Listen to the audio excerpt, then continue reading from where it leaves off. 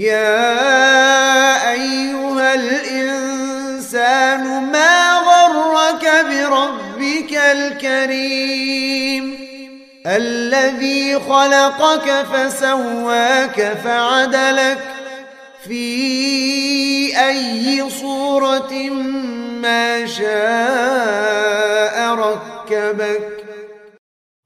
Adab dia kepada guru dan teladannya. Wa ma yajibu alaihi min 'azimi hurmatih, dan bagaimana dia menunaikan hak guru. Hurmah di sini artinya adalah hak. Ya, guru yang memiliki hak kita perlu tunaikan. Dan memang kalau kita berbicara tentang hak guru, orang yang sudah pernah menyampaikan ilmu, otomatis dia punya hak meskipun enggak kita bayar. Ya kita bayar. Bahkan dulu bagian masyayikh mengatakan, kalau seandainya kita punya bapak nasab, maka kita juga tidak kalah memiliki ayah ruh. Ayah ruh ketika memperhatikan, ngajarin, mendidik. Dan bisa jadi kalau orang tua menafkahi dan orang tidak dinafkahi kelaparan, suka nuntut juga, ini bapak bukan bapak nih. Ya, dari kecil saya ditelantarkan, saya juga nggak kenal. Sebagian orang saja sudah mencari ayahnya, alhamdulillah saya sudah mau mencari hukum asalnya. Saya tidak mau berbakti kepada dia karena dia nggak pernah kasih nafkah saya, gitu. Nah, sebagian orang sampai begitu. Kepada ibunya juga sama. Tapi para ulama bilang, ketika anak kecil tidak seolah-olah mendapatkan manfaat dari orang tuanya, kecuali satu, orang tuanya menjadi sebab dia dilahirkan, itu sudah menjadi jasa besar. Adapun seorang alim, ketika dia tidak mendapatkan siraman ilmunya, bisa jadi masuk neraka. Jadi celakanya itu berlanjut, tidak sekedar di dunia saja, tetapi sampai akhirat. Maka sebenarnya ini tidak hal yang remeh. Baik, wa huwa 13 naw'an, ada 13 macam. Yang pertama, annahu yanbaghi lit-talibi an yuqaddima an-nadhar wa yastakhir Allah 'azza wa jalla fi man ya'khudhu al-'ilma anhu. Hendaklah seorang penuntut ilmu ketika akan milih guru, dia perhatikan, bahkan istikharah. Kita bayangkan, subhanallah, orang mau belajar istikharah dulu. Orang sudah dapat ilmu kayak Imam Bukhari, hafal 300 hadis, 300.000 hadis, 100.000 hadis sahih, 200.000 hadis tidak sahih. Ketika akan dipilih, dikerucutkan, dimasukkan ke dalam sahihnya, istikharah setiap mau meletakkan satu hadis dalam sahihnya. Gimana tidak barokah itu dengan izin Allah? Nah, kita memilih guru saja tidak milih, tidak istikharah. Nabi SAW seperti disebutkan dalam hadis Jabir dalam Sahih Bukhari, kana Rasulullah SAW yu'allimuna al-istikharata fil umur kama yu'allimuna as-surata minal Qur'an. Nabi SAW ngajari kami istikharah dalam semua urusan seperti ngajari kami Al-Quran. Artinya betul-betul diperhatikan ini istikharah benar. Yaqul idza hamma ahadukum bil amr. Nabi SAW mengatakan kalau kalian punya tekad untuk mengerjakan satu urusan apapun, falyarka' rak'ataini min ghairil fariḍah. Salat 2 rakaat, sunnah bukan wajib. Kemudian baca doa istikharah itu. Artinya orang ketika akan milih guru, istikharah ini penting. Mau milih sekolahan, milih pesantren, biar tidak kecewa. Dan biasanya kekecewaan itu dua, yang satu karena tidak sebanding layanan dengan uang yang dibayarkan. Yang kedua, ternyata kok anak saya kayak begini, ternyata ustadznya kayak begini, dan seterusnya. Kenapa tidak istikharah? Orang kalau sudah istikharah tidak rugi, karena ini pilihan Allah. Kalau memang itu tidak menjadi pilihan Allah, dipalingkan, kan begitu. Ya, jadi istikharah tidak harus hasilnya berupa mimpi. Sebagian orang bilang, saya kok nggak mimpi-mimpi ya? Nanti emang mau apa? Mau cari pentakwil mimpi. Ya, orang istikharah tujuannya agar yang kita pilih itu sudah diridhai Allah Subhanahu wa taala. Dan dalam doa itu dikatakan, kalau ternyata Allah Azza wa Jalla tidak mengharapkan ini merupakan pilihannya, fasrifni anhu wasrifu anni waqdur liyal khair haitsu kan thumma ardini bihi. Ya Allah, kalau ini memang tidak pilihanmu, palingkan aku darinya, palingkan dia dariku. Lalu aku pilihkan yang baik nanti. Tolong pilihkan aku yang baik, kemudian ridhoi aku dengan pilihan solusi itu. Itu bagus sekali. Jadi istikharah itu ada alternatifnya. Ya, meskipun kita milih juga, kita milih. Kemudian termasuk milih guru, ternyata juga dianjurkan istikharah. Kalau dulu bukan hanya sekedar itu, bahkan melihat ibadahnya. Coba kita lihat di sini, ya, wa yaktasibu hasanal akhlaqi wal adabi minhu. Dia cari benar guru yang akhlaknya baik. Kemudian adab-adabnya juga, karena dia akan belajar semuanya. Subhanallah, orang kadang-kadang mengatakan, saya sudah tahu manhaj, saya sudah akidah, saya akan belajar masalah bahasa ataupun Al-Quran dari orang yang ternyata ada masalah dalam akidah. Tidak apa-apa, saya sudah tahu bagaimana menilai. Subhanallah, orang ternyata simpati dengan gurunya. Bagaimanapun juga dia akan simpati dengan gurunya itu, karena ada kepandaian gurunya. Kalaupun dia belajar dari sisi bacaan saja, guru saya ini wibawa sekali, akhlaknya masya Allah lembut. Kalau guru-guru Ahlussunnah malah, antum ini, telah dimarahin. Kebetulan sama itu nggak pernah marah. Enak guru yang ini berarti. Jadi penilaiannya sudah tidak objektif lagi. Maka memang orang ketika selektif memilih guru, ini penting. Karena ketika dia mendapatkan guru dan dia merasakan ada manfaat, maka dia akan simpati. Baik, kemudian waliyakun in amkana mimman kamulat ahliyatuh wa tahaqqaqat syafaqatuh wa dhaharat muru'atuh. Hendaklah kalau dia bisa mencari guru yang profesional, ilmunya memang ahli. Kemudian dia termasuk orang yang kasih sayang kepada muridnya.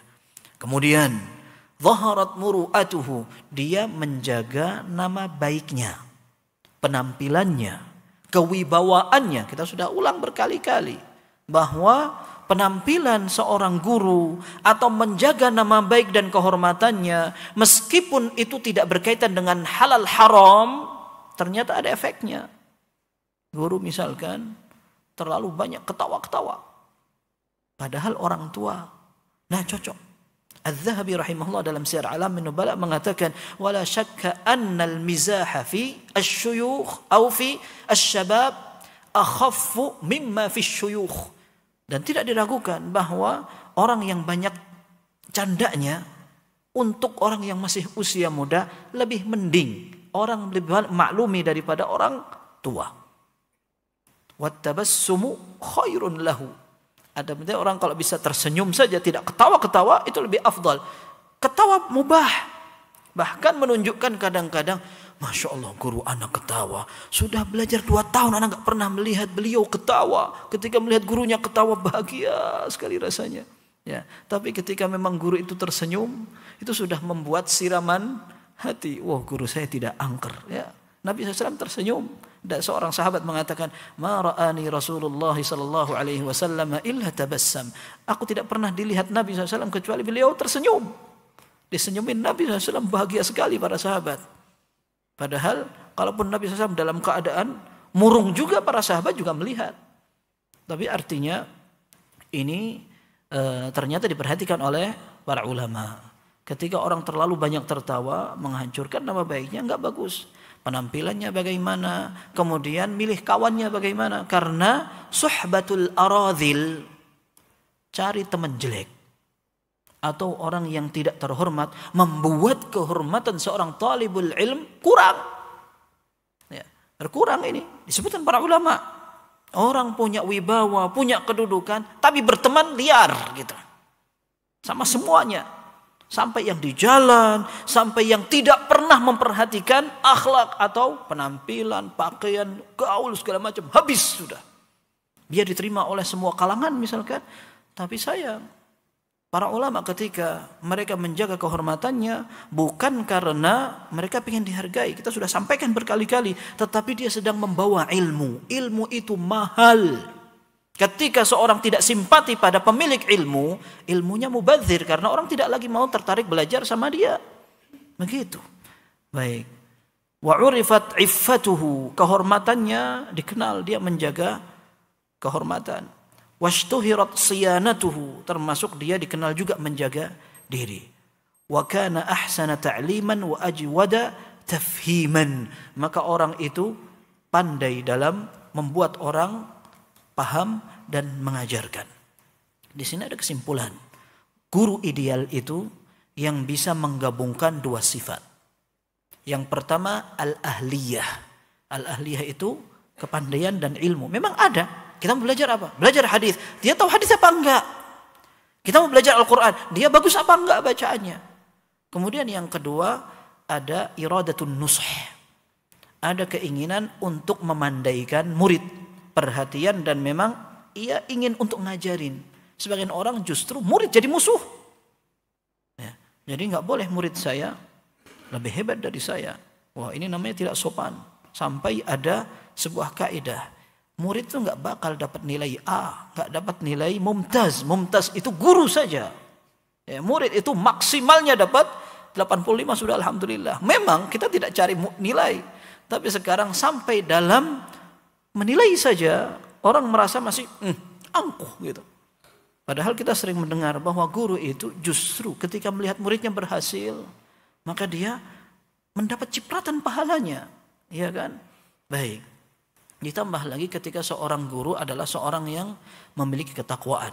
Kita lihat di sini, wala yarghabu at-talibu fi ziyadatil ilmi ma'a naqsin fi wara'in aw din. Maka tidak pantas seorang penuntut ilmu hanya bersemangat untuk menimba ilmu dari orang yang ternyata dia kurang dari sisi wara'. Wara' itu kehati-hatian. Wara' itu kehati-hatian. Meskipun dalam hal yang mubah.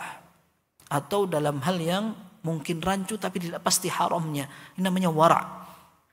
Nabi SAW di antara contoh kewara'an beliau. Ini dalam hadis yang sahih. Nabi SAW melihat ada kurma. Hampir dimakan dan itu dalam sebagian riwayat ada di kasurnya. Akan diambil kemudian hampir masuk mulut ini enggak jadi. Lalu beliau mengatakan laula anni akhafu an takuna minas sadaqati la akaltuha. Kalau aku bukan takut ini termasuk kurma sedekah, sedekah maksudnya zakat, maka aku makan sudah. Tapi kehati-hatian itu enggak jadi. Enggak jadi. Ini wara' namanya. Ketika dapat barang apa di masjid, ini ada uang 1.000. Ini 1.000 ini milik siapa? Rizqun saqahullahu ilai. Ini kayaknya rizki yang Allah berikan kepadaku. Mungkin saya kurang duit, ternyata di pengajian ada aja orang sedekah untukku. Ini husnudzan berlebihan, ya kan? Meskipun para ulama mengatakan barang yang sedikit tidak membuat orang merasa kehilangan banget, ini tidak luqatah namanya. Itu bukan barang temuan. Kalau barang temuan, barang hilang, akhirnya harus diumumkan, harus dijaga selama 1 tahun. Itu kalau memang berharga sekali. Kalau yang tidak berharga seperti telur, misalnya disebutkan para ulama contohnya, telur. Orang kehilangan telur, nggak bakal apalagi orang luar kota datang balik. Saya ketinggalan telur di Masjid Al-Barakah, ini kelewatan sekali. Ya. Nah, artinya barang yang murah ini tidak termasuk luqatah. Kalau diambil sah-sah saja. Seperti para ulama bilang, Nabi SAW kalau tidak tahu ini kurma sedekah atau bukan, lalu beliau makan, sah. Karena tidak tahu. Hukum asalnya di rumah bukan kurma sedekah. Tapi wara' itu, hati-hatinya. Seperti itu. Kemudian agama juga. Orang gak punya agama, gak pantas jadi guru ya. Ini kita khawatir ya. Cari guru susah. Apalagi guru yang punya agama. Hampir semuanya kacau. Dulu para ulama ketika mereka akan mencari guru, mereka lihat salatnya. Seperti pernyataan Ibrahim ibn Yazid an-Nakhai rahimahullah, "Idza ra'aita ar-rajula yatahawanu fi at-takbiratil ula, faghsil yadaka minhu." Kalau kamu melihat ada orang meremehkan takbiratul ihram bersama imam, cuci tanganmu darinya. Enggak usah cari guru kayak begini. Begitu. Taib. Syu'bah ibn al-Hajjaj al-Bistam, Abu Bistam rahimahullah. Beliau pernah hampir belajar dari seorang guru namanya Ubaidullah ibn Yahya at-Taimi. Fara'aituhu yusalli salatan la yutimmuha fataraktu hadithahu. Aku lihat dia salatnya tidak sempurna, tidak jadi aku belajar hadis dari dia. Wa subhanallah, kalau orang dilihat ustaz, guru, dosen, salatnya mewarnai saf belakang. Kemudian kita, anak enggak mau belajar, enggak hadir pengajian Ustaz ini. Kita enggak bisa hadir pengajian nanti. Ya, karena hampir semua sekarang kayak begitu. Berarti bagaimana caranya? Kita harus berbenah bersama ini. Ya. Dan bagaimana kita meneladani para ulama ketika sholat mereka seperti Sulaiman ibn Mihran al-A'mash rahimahullah. 70 tahun tidak pernah ketinggalan takbiratul ihram. Sa'id bin Musayyib rahimahullah. Tidak ada adzana muadzzinun illa wa huwa fil masjid. Ya, tidak ada azan dikumandangkan kecuali beliau sudah di masjid sebelum azan. Muhammad bin Sama'ah rahimahullah, beliau cerita, aku tidak pernah ketinggalan sholat berjamaah sama sekali kecuali satu hari tok ketika ibuku meninggal. Ketika ibuku meninggal, aku sibuk dengan pemakaman, maka aku kehilangan sholat berjamaah di hari itu saja. Subhanallah, bisa dihitung itu karena nggak pernah. Kalau kita tidak apa-apa, orang ketiduran dari sholat jamaah, dimaklumi. Tapi kalau keseringan ini repot, ini kayaknya perlu diganti kasurnya. Ya. Dan ini menjadi nasihat bersama, karena bisa jadi orang yang sudah sama ngaji ini sering kelewat kayak begitu. Kalau orang yang tidak pernah sholat gak usah dibahas itu.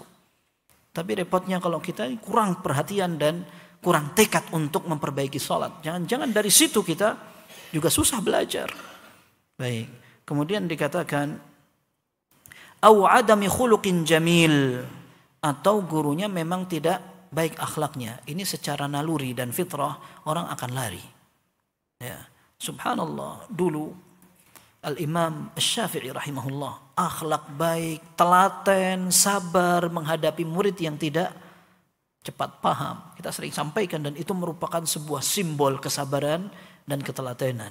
Ketika murid beliau Ar-Rabi' ibn Sulaiman Al-Muradi bati' al-fahmi jiddan, betul-betul lambat pemahamannya, diulang oleh Imam Syafi'i mas'alatan wahidatan 40 marrah falam yafham.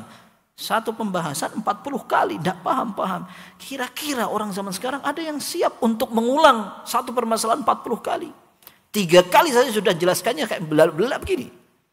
Ya, ini 40 kali tidak paham juga. Faqama minal majlisi haya'a, keluar dari majlis karena malu. Dikejar Imam Syafi'i. Ketika sudah fil khalwah, 4 mata, dikatakan diulang sampai faham. Kemudian dikatakan, ya Rabi', law istata'tu an ut'imaka al-ilma la at'amtu. Kalau aku bisa menyuapi ilmu ini kepada kamu, saya akan lakukan. Ini guru yang akhirnya bermanfaat, karena Rabi' ibn Sulaiman Al-Muradi akhirnya menjadi murid yang meriwayatkan semua muallafat Imam Syafi'i.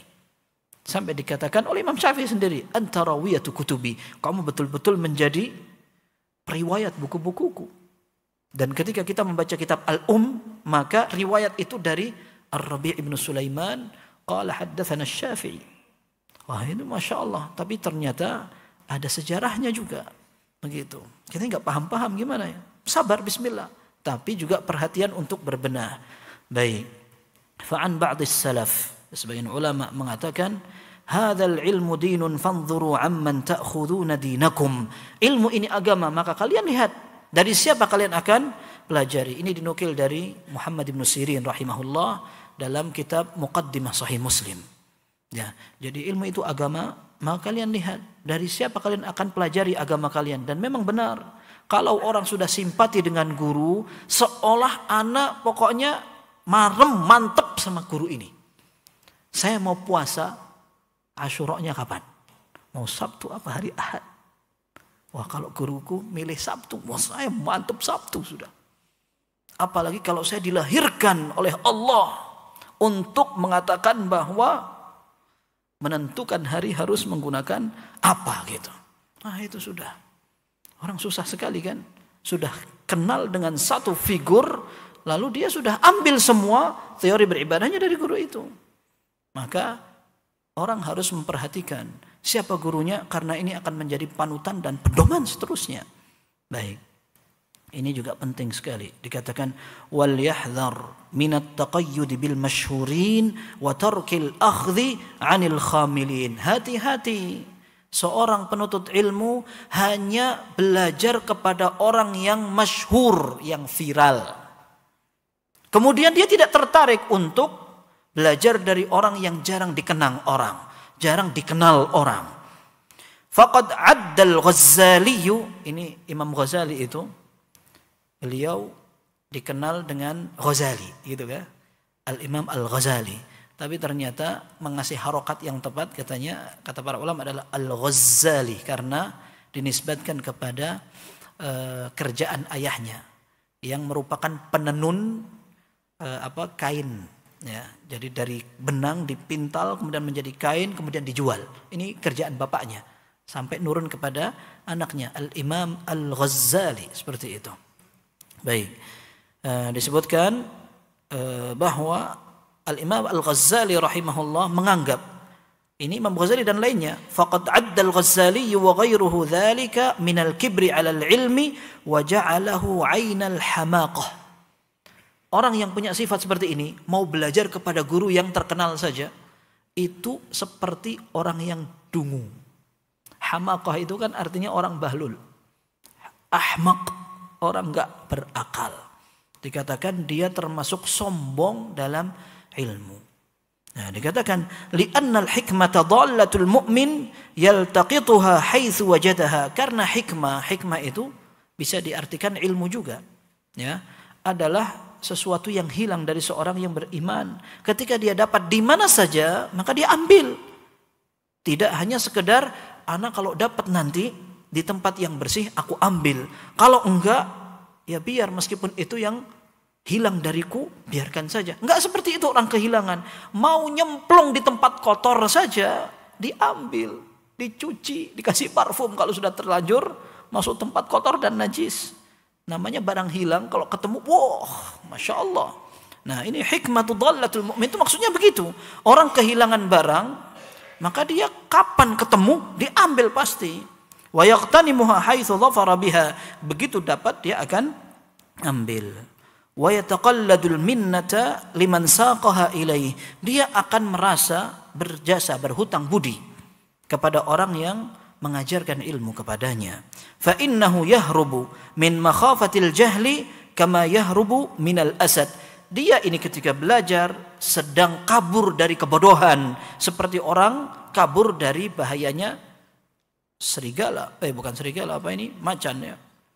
Wal haribu minal asad la ya'nafu min dalalati man yadulluhu 'alal khalasi kainan mangkan. Orang yang sedang kabur melarikan diri dari serangan harimau, dia tidak akan sombong kalau ditolong sama orang. Kamu lari sana, cepat, kamu lari sana. Sudah, orang sudah capek juga nggak bakal bantah. Dibilang, kamu lompat sana, itu nanti ada tempat sana, ada pohon itu, naik. Sudah, dia nggak akan bantah. Begitu ada orang bantu, langsung dia ngikut. Kalau pakai gengsi, waduh repot. Sudah dikejar harimau dari belakang. Seret, lompat di situ. Enggak, anu pakai cara anda sendiri. Ya salam, ada orang kayak begitu. Nah, ini disebutkan bahwa kok bisa ada orang ketika memilih guru dari orang terkenal saja dikatakan sombong kepada ilmu. Karena biasanya orang memilih guru yang terkenal, dia pengen ikut numpang viral. Bahagia sekali kalau dia dikatakan anak muridnya fulan. Dan itu memang dari dulu ada benang tipisnya. Ketika para ulama ahli hadis, mereka bahagia sekali bisa belajar kepada guru yang sanadnya tinggi. Betul, itu menjadi kebanggaan para ulama. Ketika mereka mendapatkan orang yang bersanad tinggi, sebelumnya mereka sudah belajar, tapi sanadnya rendah. Kok ada guru yang datang sanadnya lebih tinggi, maka mereka mencari dari itu. Dan itu menjadi sunnatul muhaddithin, talabu uluwil isnad. Ya, mencari sanad yang lebih tinggi. Dan itu disyariatkan memang. Ya, seorang perlu mendapatkan dari yang lebih ori dan lebih bisa terpercaya, nggak ada masalah. Tapi masalah niat ini kan repot. Kalau dia merasa bangga, anak muridnya ustadz itu. Nah, mudah-mudahan ini kita bisa menjaga niat ya. Sebagian orang mencela atau meremehkan. Oh, ustadz itu setiap pengajian disebutkan titelnya. Kayak kalau tidak ada titelnya tidak mantap. Seolah-olah sombong banget dia pakai titel. Kadang-kadang ini kita tidak tampik bahwa memang kadang-kadang mengganggu niat sekali. Merusak keikhlasan. Tapi masalahnya, apakah mesti seperti tidak ikhlas? Tidak mesti. Buktinya Buktinya sekarang ada sebagian murid juga bilang ketika akan ngisi pengajian, muridnya Ustadz Fulan. Kenapa itu guru-gurunya dibawa juga pengajian? Ya kan? Mau ngisi pengajian di masjid ini, dia bawa nama gurunya. Saya muridnya Ustadz ini.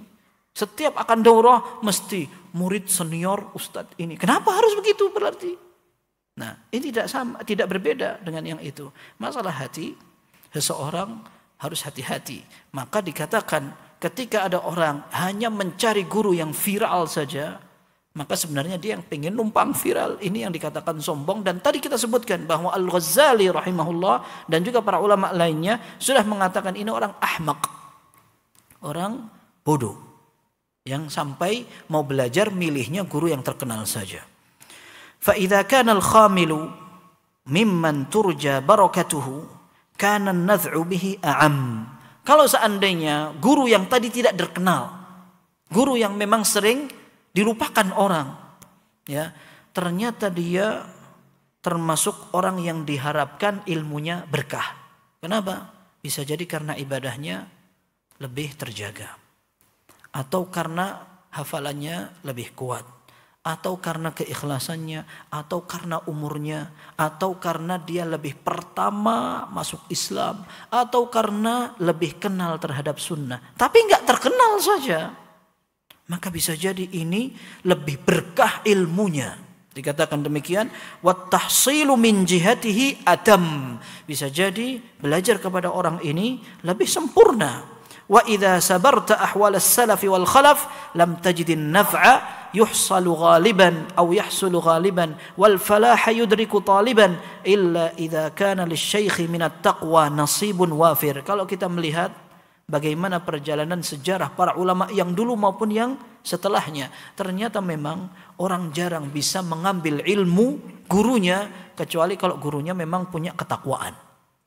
Kelihatan sekali jatah ketakwaannya memang menonjol. Wa ala syafaqatihi wa nushihi lit-talabati dalilun zahir. Perhatian dan kasih sayang kepada muridnya kelihatan sekali. Meskipun kasih sayang ini tidak perlu atau tidak selalu ngelus-ngelus. Nah, belajar ya kayak gini. Kemudian nanti kalau ternyata kamu tidak naik kelas enggak apa-apa.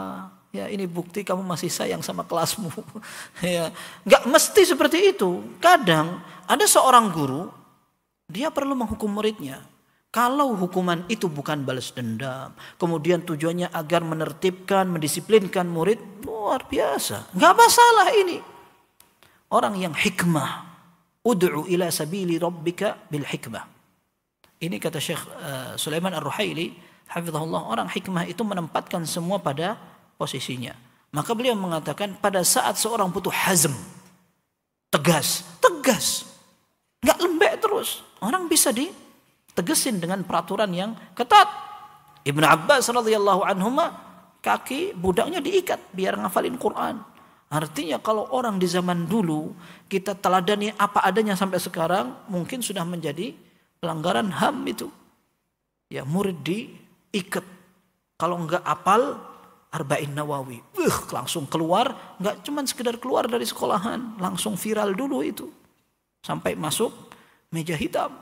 Ya, karena kita memang kehilangan teladanan dulu. Kita dulu kalau ngobrol sama kawan, ya, anak punya kawan orang Jazair. Subhanallah, waktu kami masih kecil, kalau kita dipukul guru, gak berani cerita orang tua. Kalau cerita kepada orang tua nambahi. Kenapa sampai guru memukul? Kamu ini, gitu. Zaman sekarang, lapor ke orang tuanya yang ambil pukulan datang ke sekolah. Kenapa pukul anak-anak? Artinya, ini sudah beda zaman. Masalahnya, kita ini sedang mencari keberkahan ilmu. Guru tidak dihormati, repot kita. Ya. Wa ala syafaqati wa nasli at-talabi bil talabati dalilun zahir wa kadzalika idza i'tabarta al-musannafat wajadta al-intifa'a bi tasnif al-atqa al-azhadi awfar wal falah bil ishtighal bihi akthar. Dan ketika kita melihat buku para ulama ternyata sama. Yang banyak dimanfaatkan kaum muslimin ini ternyata biasanya penulisnya lebih bertakwa. Dan tidak mesti ada orang dikenal atau banyak muridnya atau dekat dengan kekuasaan. Ya, Al-Imam Malik rahimahullah ketika menulis kitab Al-Muwatta, Beliau diberitahu, ini banyak orang yang nulis Muwatta. Antum masih nulis Al-Muwatta juga. Beliau mengatakan, maka lillahi yabqa. Apa yang ditulis karena Allah ini yang akan bertahan. Ternyata benar. Sampai sekarang kitab Al-Muwatta itu ya punya Imam Malik. Padahal Muwatta banyak dulu. Sampai dikatakan namanya Al-Muwatta'at. Karena banyak Muwatta. Dan isinya hadis bersanad juga. Dan tidak mesti yang nulis selain Imam Malik tidak ikhlas. Gak mesti. Sebagaimana dulu mazhab fikih banyak. Ada mazhab Thawri, ada mazhab Ibnu Jarir, ada mazhab juga Al-Laits bin Sa'ad. Mereka punya mazhab. Tetapi tidak berkembang seperti mazhab yang 4. Nah, apakah yang selainnya tidak ikhlas? Tidak mesti seperti itu. Akan tapi kita lihat bagaimana para ulama yang ilmunya kita pelajari. Menguntungkan sekali. Tidak usah kita berkirim surat Al-Baqarah kepada mereka.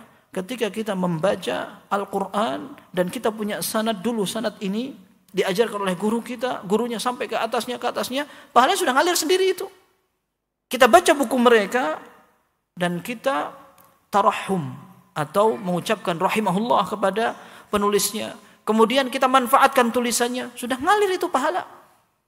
Sudah ngalir sekali itu. Dan ternyata tidak sedikit ulama yang sampai seperti itu. Sampai dinukil dari Al-Mawardi rahimahullah. Ketika beliau akan wafat. Beliau nulis kitab panjang, berjilid-jilid. Ya, ketika beliau akan wafat, beliau katakan, kalau aku nanti mati kesakitan, buku itu jangan engkau keluarkan. Tapi kalau ternyata aku kelihatan matinya agak tenang, mudah-mudahan itu tanda husnul khatimah, keluarkan buku itu. Silahkan dimanfaatkan oleh kaum muslimin. Dan ternyata Masya Allah, sampai sekarang buku Al-Mawardi banyak sekali. Ini beliau adalah salah seorang ulama Syafi'iyah. Ya. Dan ini diwarnai oleh hampir kebanyakan karya para ulama. Tidak macam-macam. Mereka nulis juga tulisannya apa adanya. Ya, apa adanya. Tapi sampai sekarang kita bayangkan sampai ada 8 abad, 10 abad. Masih sampai ke kita. Imam Bukhari abad ketiga. Sekarang sudah abad 14. Kita masih menikmati tulisan Imam Bukhari. Subhanallah. Kira-kira berapa pahala yang beliau dapatkan. Sementara orang zaman sekarang yang bangga dengan tulisannya. Ini adalah seorang yang guru raksasa. Ya, bukan guru besar lagi, ini guru-guru raksasa sudah begitu. Tapi ternyata tulisan itu hanya ditulis rapih, ditaruh menjadi hiasan dinding perpustakaan yang paling pojok. Ya, sehingga tidak juga dinikmati atau mungkin ilmunya juga hanya dinukil untuk dibantah. Ya, karena mungkin yang seperti ini tidak didapatkan. Wal yajtahid ala an yakuna asy-syaikhu mimman lahu 'ala al-'ulumi asy-syar'iyyati tamamut tila'. Hendaklah seorang betul-betul berusaha mencari guru yang pengetahuan ilmu syariahnya banyak. Ya. Walahu ma'a man yuwaththaq aw man yuthaqu bihi min masyayikh 'asrihi kathratu bahthin wa tul ijtima'. Dan syukur-syukur lagi kalau dia dapat guru tadi yang memang pengetahuan ilmu syar'inya banyak, dia sering kumpul dengan guru-guru senior yang juga sama memiliki nafas yang kuat untuk mempelajari syariat. Diskusinya sering kumpul dengan para ulama, sehingga kalau diskusi mereka akan ketahuan kekurangan masing-masing. Ya. Kemudian la mimman akhadha an butunil awraq. Tidak hanya orang otodidak cari guru, tapi ternyata ilmunya bersumber dari semedi. Ya, otodidak, baca sendiri. Walam yu'raf bi suhbatil masyayikhil hudzaq. Tidak pernah dikenal orang itu hadir di majelisnya para ulama. Tahu-tahu kok hebat sekali. Oh ternyata baca sendiri gitu. Qala Asy-Syafi'i rahimahullah, man tafaqqaha min butunil kutubi dhayya'al ahkam. Kata Imam Syafi'i rahimahullah, orang yang berusaha belajar agama sendirian hanya dari lembaran-lembaran buku, tidak hadir, tidak bertanya, tidak belajar dari seorang guru, maka dia akan menyia-nyiakan hukum syar'i. Wa kana ba'duhum yaqul, sebagian ulama mengatakan min a'zamil baliyah tamashyukhus suhufiyyah, di antara musibah besar untuk umat Islam adanya orang-orang yang pengen menampilkan diri padahal mereka belajarnya hanya dari membaca saja. Ai alladzina ta'allamu minas suhuf, atau maksudnya orang-orang yang hanya belajar dari membaca sendiri. Baik. Hukum asalnya belajar itu talaqi. Belajar agama itu ngambil dari guru. Bersambung memang. Tidak harus kita belajar sanad, tidak harus. Saya belajar sholat, tata cara, sifat, syarat sah semuanya. Belajar di masjid ini pakai sanad lagi. Tidak harus. Tetapi kita ingin belajar dari seorang terpercaya. Sehingga tidak salah paham. Bahkan dalam sebuah riwayat dalam Sunan Abi Dawud dengan sanad yang sahih, Nabi SAW menyatakan, tasma'un wa yusma'u minkum wa yusma'u mimman sami'a minkum. Kalian sekarang mendengar dari aku. Nanti akan ada orang yang mendengarkan kalian. Dan nanti setelahnya lagi akan ada orang yang mendengarkan ilmu dari orang yang mendengar dari kalian. Bersambungnya seperti itu. Belajar dari guru kepada murid, murid kepada muridnya lagi, seperti itu. Maka dinukil dari Asy-Syatibi rahimahullah bahwa hadis ini menjadi dalil tentang talaqi. Orang belajar itu ngambil dari guru, bukan baca sendiri. Baca nggak ada masalah. Tetapi kalau dia jadikan sebagai ganti untuk belajar dari guru, ini yang repot. Karena salah paham. Atau karena dia tidak mengetahui artinya maksud penulis bagaimana. Baik.